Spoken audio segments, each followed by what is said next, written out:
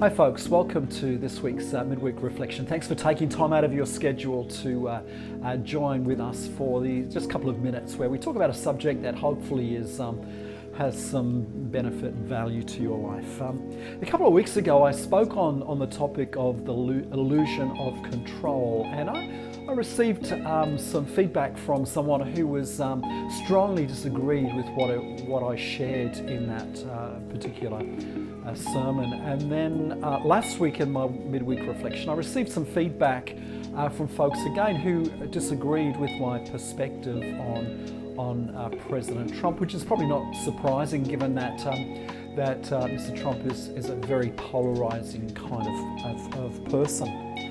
And can I say how encouraged I was to kind of receive feedback from folks who have opinions and views that differ quite strongly to my own, because it's a sign that here at Bayview we are not a homogenous community. We all don't think the same, we don't all believe the same, and we don't all look the same. Fortunately, with 7 months without a haircut, we don't all look the same. And so I was really encouraged by the fact that there was this diversity of opinion, and all of this coincided with a GLS summit that a number of our team participated in last week.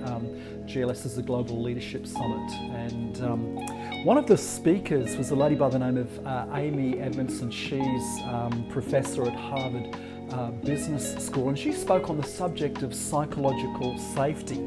It's a term that I hadn't heard of before, but she describes psychological safety as a belief that the context is safe for interpersonal risk-taking, and that speaking up with ideas, questions, concerns, or mistakes will be welcomed and valued. And she highlighted that one of the characteristics of a great team is that people feel confident enough to express their views, even if their views are different to those who I guess are leading the team. And so for me, the fact that there were folks within our church who were willing to voice and express their differing perspectives on a couple of issues that I was raising was a real sense of encouragement to me, that we have created an environment, at least for some people, an environment where people feel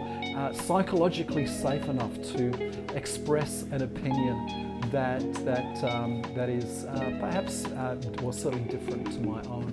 And so can I encourage you, whatever context you might find yourself in, perhaps you're a parent with kids, you might run a business where you have people who are working under you, whatever context you find yourself in, can I encourage you to make sure that you're working really hard to create a psychologically safe environment where people feel confident enough to express their views, ask questions, and give opinions that might be a little different to the norm.